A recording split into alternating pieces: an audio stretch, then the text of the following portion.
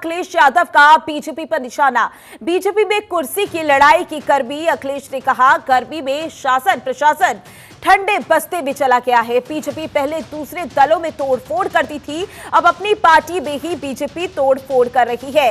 ये बड़ी जानकारी आप तक पहुंचा रहे हैं, जहां एक बार फिर से अखिलेश यादव बीजेपी पर निशाना साधते हुए नजर आए। उन्होंने ये भी कहा कि अब अपनी पार्टी में ही बीजेपी तोड़फोड़ कर रही है, जनता की सोचने वाले बीजेपी में अब कोई नहीं है। तो बड़ी जानकारी, बड़ी खबर आप तक पहुंचा रहे हैं। और ज्यादा जानकारी के लिए हमारे संवाददाता अवनीश हमारे साथ लगातार बने हुए हैं। अवनीश, देखिए अब तो अखिलेश यादव ने भी निशाना साध दिया है बीजेपी पर कि बीजेपी जो बाकी पार्टियां हैं उनमें तोड़फोड़ करती है, लेकिन अपनी पार्टी नहीं देख रही है। ऐसे में क्या माना जाए कि इसका फायदा अखिलेश यादव पूरी तरीके से उठाने की कोशिश करेंगे?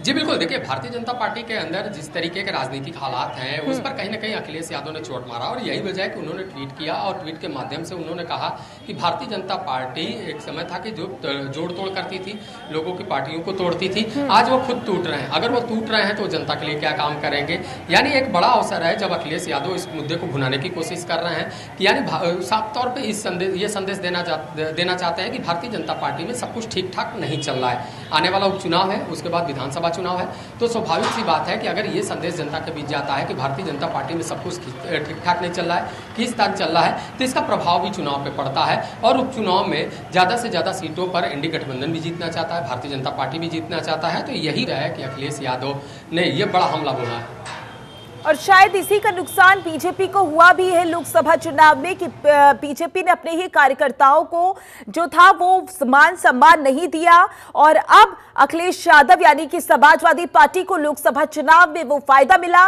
और जाहिर सी बात है कि उपचुनाव में भी समाजवादी पार्टी उसका पूरा पूरा फायदा उठाने की कोशिश करेगी।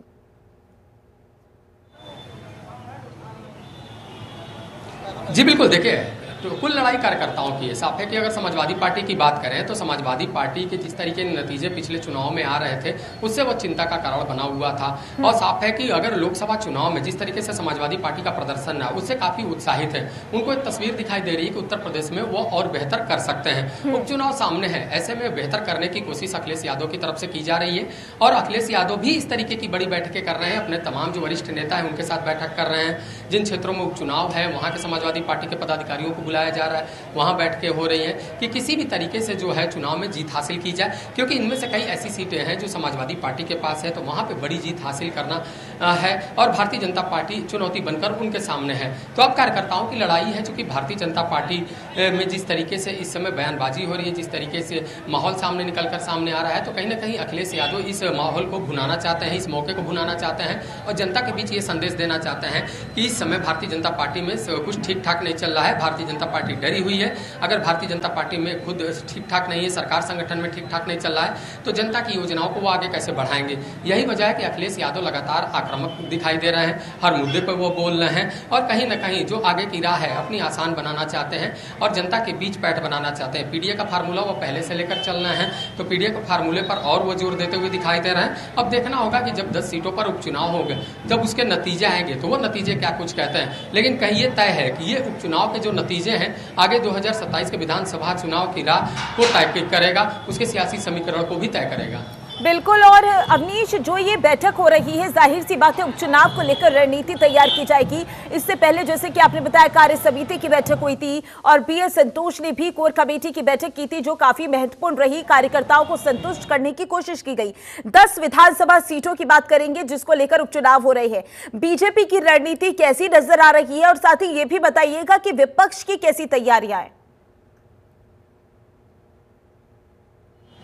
जी बिल्कुल, अगर 10 सीटों की बात करें तो 10 सीटों में जितने भारतीय जनता पार्टी के कई मंत्रियों को उसमें जिम्मेदारी दी गई थी। इसी को लेकर जो है कहा रहा था कि जो जिम्मेदारी दी गई उसके लिए उनको कार्यकर्ताओं के बीच भेजा गया, उनको लोगों के बीच भेजा गया, ताकि वो ज़्यादा से ज़्यादा जो है फीडबैक ले पाए कि वहाँ के राजनीतिक हालात हैं, जो सभी वर्ग हैं उनको कैसे साधा जाए। और इसी को लेकर जो टीम बनाई गई थी उस टीम में अगर सबसे प्रमुख बात करें तो करहल की वहाँ पे जिम्मेदारी उत्तर प्रदेश सरकार के कैबिनेट मंत्री जय मिल्की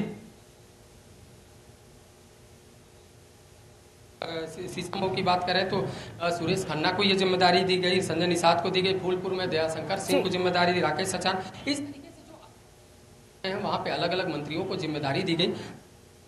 ये भी कहा गया कि किसी भी तरीके से वो वहाँ पर सियासी समीकरण को बनाएं, वहाँ की योजनाओं को आगे बढ़ाएं, वहाँ जनता को बताएं कि भारतीय जनता पार्टी की सरकार क्यों जरूरी है, केंद्र सरकार और राज्य सरकार की तमाम जो योजनाएं हैं वो लाभार्थियों तक पहुँचाएं और जिसके बीच भी नाराजगी है उस नाराजगी को दूर करने का काम करें। और यही वजह है कि आज मुख्यमंत्री योगी आदित्यनाथ पूरी जो फीडबैक है वो ले रहे हैं। वही अगर विपक्ष की बात करें तो विपक्ष भी लगातार जो है अपनी तैयारी कर रहा है, कांग्रेस भी सीटें मांग रही है। अब देखना होगा कि कांग्रेस और समाजवादी पार्टी में किस तरीके से सीटों का बंटवारा होता है, लेकिन इस चीज को तय कर दिया अखिलेश यादव ने कि उपचुनाव को हल्के में नहीं लेना है। वहीं अगर दूसरी तरफ बहुजन समाज पार्टी की बात करें तो बहुजन समाज पार्टी भी उपचुनाव में अपने प्रत्याशी उतारेगी। आकाश आनंद को प्रचार की कमान भी सौंपी गई है। उसके बाद प्रत्याशियों के चयन के लिए कह दिया गया है, जहां भी उपचुनाव होने वहां से 3 नामों का पैनल आएगा, उन एक नाम का जो चयन है वो मायावती की तरफ से किया जाएगा। यानी सभी राजनीतिक दल जो हैं अपनी अपनी तरफ से तैयारी कर रहे हैं। लेकिन मुख्य मुकाबला अगर एक तरीके से देखा जाए तो मुख्य मुकाबला इंडी गठबंधन और भारतीय जनता पार्टी के बीच में होना है। और यही वजह है कि भारतीय जनता पार्टी अपने सभी समीकरणों को फिर से दुरुस्त करना चाहती है ताकि ज्यादा से ज्यादा सीटों पर जीत हासिल करें। समीकरण क्या बनते हुए अवनीश नजर आ रही है, क्योंकि ये ज्यादा महत्वपूर्ण हो जाता है कि वह समीकरण, जातीय समीकरण कैसे बन रहे हैं, और साथ ही ये भी ज्यादा महत्वपूर्ण हो जाता है कि लोकसभा चुनाव के बाद अब जनता का रुख कैसा नजर आ रहा है।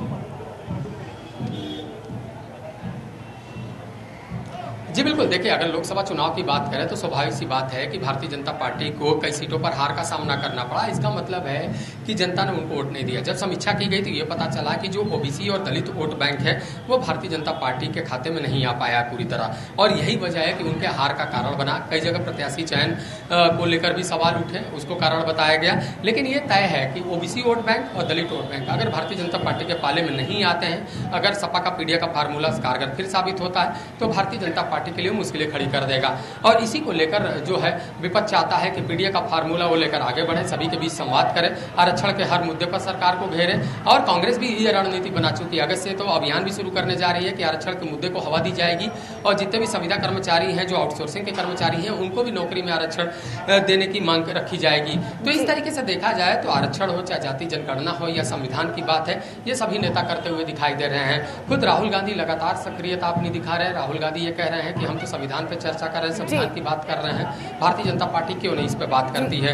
तो इसी को लेकर लगातार भारतीय जनता पार्टी को घेरने का काम कर रहे हैं। और दूसरी तरफ अगर एक तरीके से कहा जाए तो भारतीय जनता पार्टी पूरी तैयारी के साथ इस चुनाव में उतरना चाहती है। बिल्कुल, और ये भी अवनीश देखना होगा जो आज उपचुनाव को लेकर बैठक कर रहे हैं सीएम योगी आदित्यनाथ मंत्रियों के साथ, वो बैठक कितनी सफल साबित होती है और उसको लेकर क्या निष्कर्ष निकलकर सामने आता है। सभी की नजरें टिकी हुई हैं। ज्यादा जानकारी के लिए बहुत बहुत शुक्रिया आपका।